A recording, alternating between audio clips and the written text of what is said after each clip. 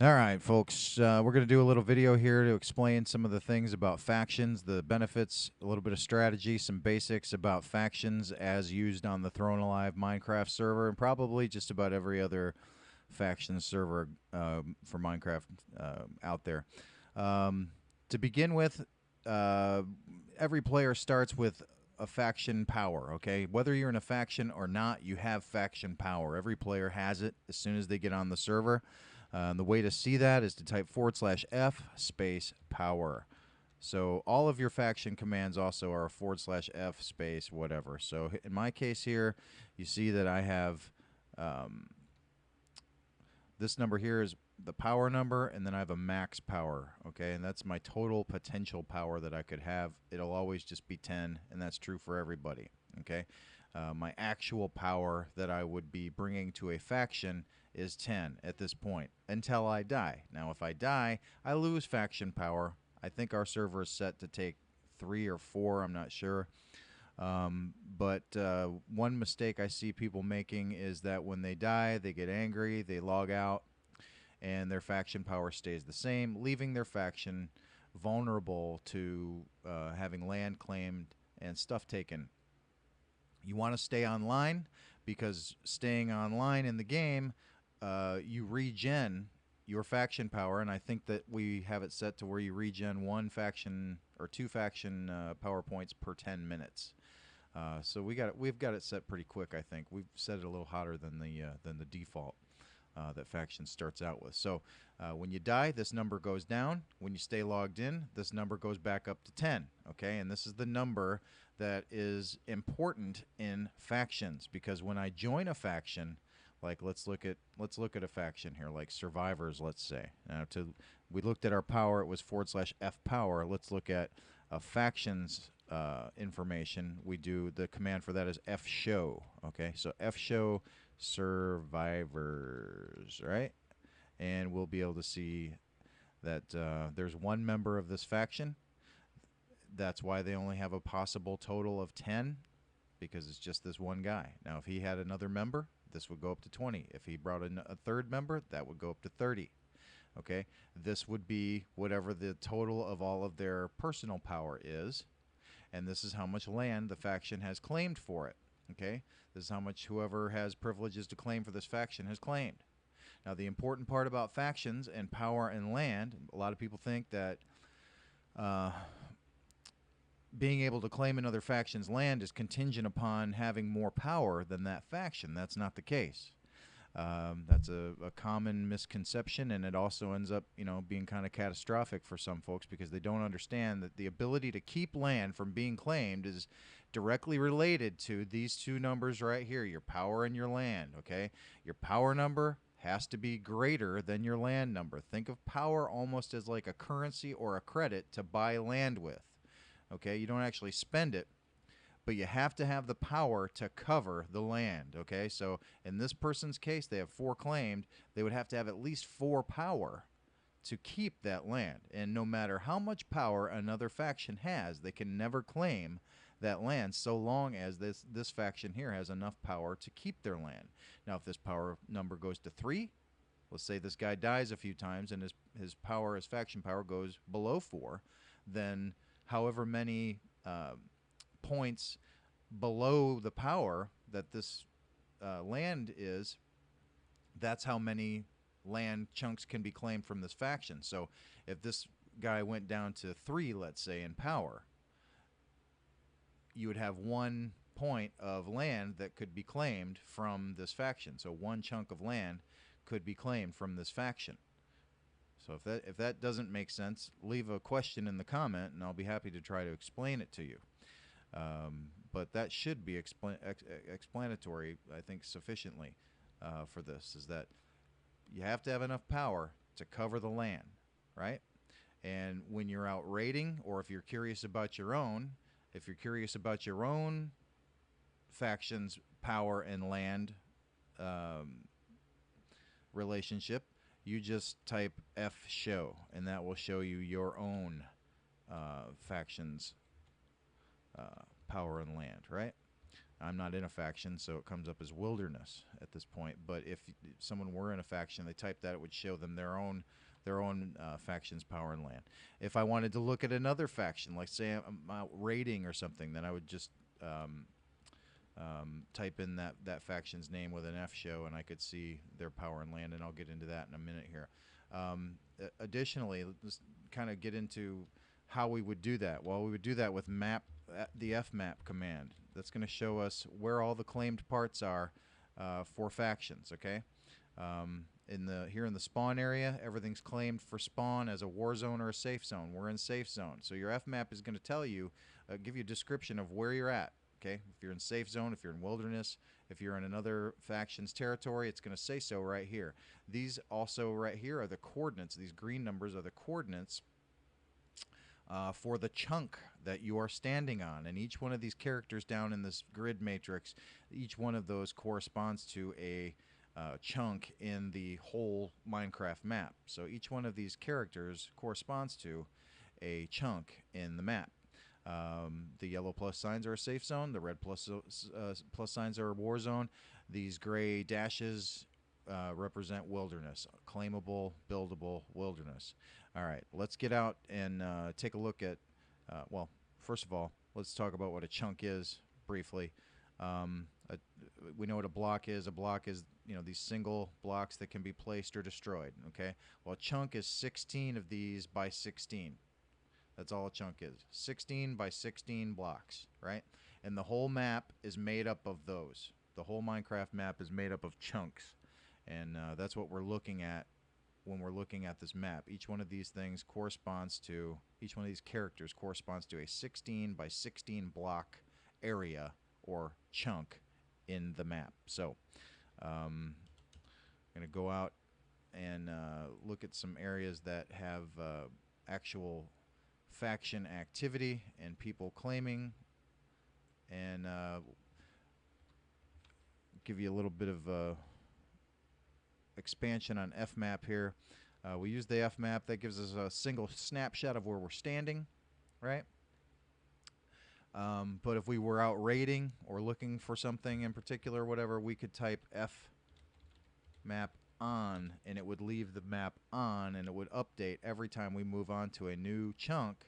The fmap would update. So you see where it is now war zone, war zone.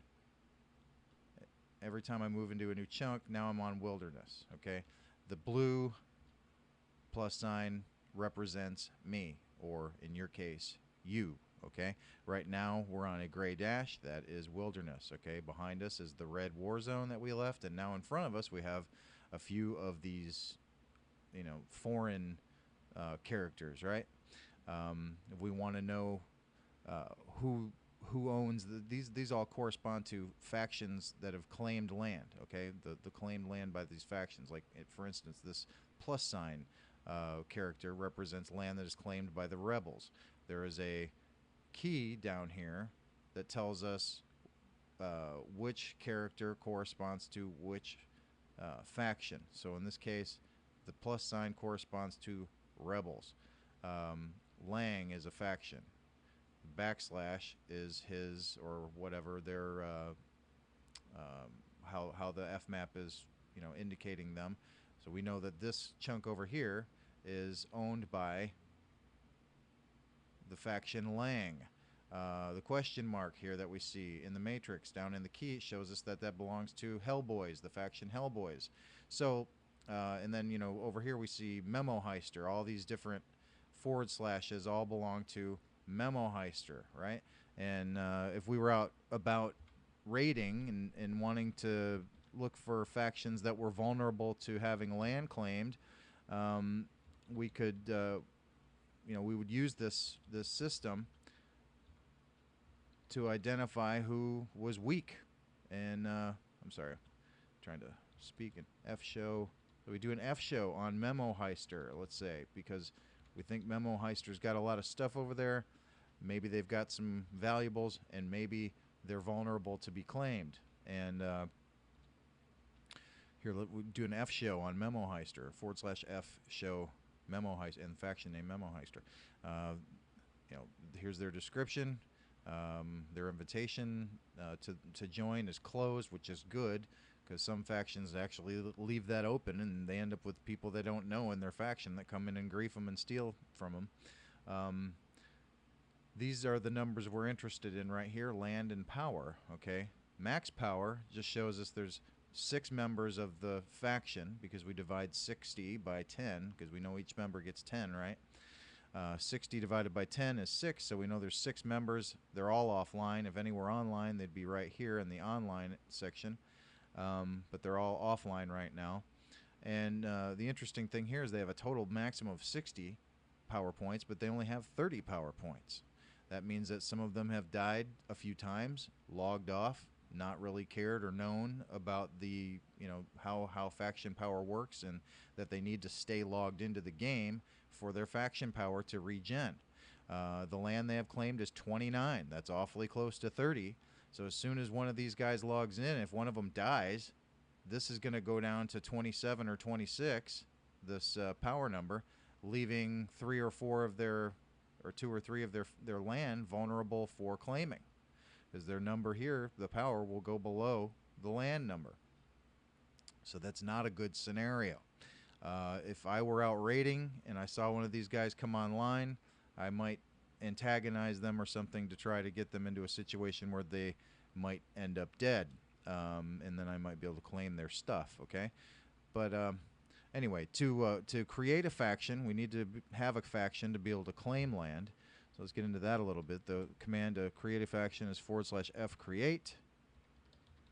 And then the faction name, which I'm not going to do. But you get the idea, and you would name your faction there, and then search about the map to try to find, an area that seemed desirable to you to set up your faction base. You might want to be around other factions. You might not want to be around other factions. You might want to be closer to certain types of resources or whatever that, whatever. Certain people have preferences about where they want to set up their base, but when you found the place that you wanted to set up your base, very easy to claim the land there. It's /F space claim, and whatever block you are on or whatever chunk you're on, you're claiming for your faction. Okay, and this is another area where people have a misunderstanding, is that where you claim, the perimeter is not defined by where you're standing. The chunk is not defined by where you're standing when you claim it. The chunk is already predefined in the map, and what you claim is the chunk that you just happen to be standing on no matter where in that chunk you are standing. Just whatever chunk you're standing in, you're claiming, and you don't define the perimeter of that chunk. The grid has already defined it. You're just claiming that part of that grid. If that doesn't make sense, ask a question. I'll try to clear it up for you. I think that should clear it up. Basically, some people think when they claim land, they're standing in the middle of their 16 by 16 chunk that they created. Well, that's not the case. The chunk is already created, and you could be standing at the corner of that chunk. And that's the chunk you claimed. So anyway, I think that just about does it for factions. Just as easily as claiming, F unclaim will unclaim. Sometimes when you're raiding, you find somebody's land that you could claim, and you claim it.